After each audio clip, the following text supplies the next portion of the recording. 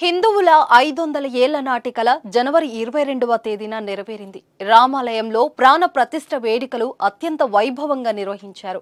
రామ్లల్లా విగ్రహానికి ప్రధాని నరేంద్ర మోదీ తన చేతుల మీదుగా ప్రాణ ప్రతిష్ఠ చేశారు.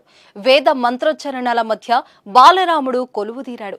బాలరాముడి దివ్య రూపం చూసి అందరూ మంత్రముగ్ధులయ్యారు. దివ్య ఆభరణాలు, అందమైన దుస్తులతో అలంకరించిన రామ్లల్లా విగ్రహం అందరి దృష్టిని ఆకర్షిస్తుంది. Gautam neuro care brain stroke, migraine, fits, brain and spine surgeries కి బెస్ట్ న్యూరో సర్జన్. ఈ కార్యక్రమానికి దేశవ్యాప్తంగా సినీ, రాజకీయ, పారిశ్రామిక ప్రముఖులు తరలివచ్చారు. ఆ రోజు అయోధ్యతో పాటు దేశవ్యాప్తంగా ఆధ్యాత్మిక శోభ నెలకొంది.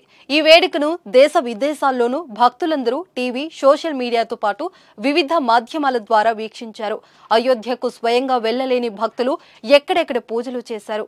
అయితే ప్రాణ ప్రతిష్ఠ చేసిన రామ్లల్లా విగ్రహానికి కొత్త నామకరణం చేశారు పండితులు. ఇకపై ఆ విగ్రహాన్ని బాలక్రామ్ అని పిలువనున్నారు. రామ్లల్లా విగ్రహం 5 ఏళ్ల బాలుడిలా నిలబడిన భంగిమలో ఉన్న రాముని సూచించడంతో ఈ పేరును పెట్టారు. మైసూర్కి చెందిన శిల్పి అరుణ్ యోగిరాజు రూపొందించిన ఈ 51 అంగుళాల విగ్రహాన్ని 3 బిలియన్ల ఏళ్ల నాటి రాతిపై చెక్కారు. సాలగ్రామ రాతితో చేసిన ఈ విగ్రహం చూస్తే ఎవరైనా మంత్రముగ్ధులు కావాల్సిందే. చేతిలో బంగారు బాణం, బంగారు విల్లుతో ఎంతో ఆకర్షణీయంగా, విశిష్టంగా ఉంది. రాముడి విగ్రహం చుట్టూ విష్ణుమూర్తి దశావతారాలు ఉన్నాయి. వాటితో పాటు విగ్రహం దిగువన ఒకవైపు హనుమంతుడు, మరోవైపు గరుడ దేవుడున్నాడు. తామర పువ్వు మీద రాముడి విగ్రహం నిలబడి ఉంటుంది. ఈ విగ్రహం తయారీకి ఒక రాయి మాత్రమే ఉపయోగించారు. అందుకే ఇది ఏకశిల విగ్రహంగా రూపొందించింది. 1000 సంవత్సరాల వరకు చెక్కు చెదరకుండా ఉంటుంది.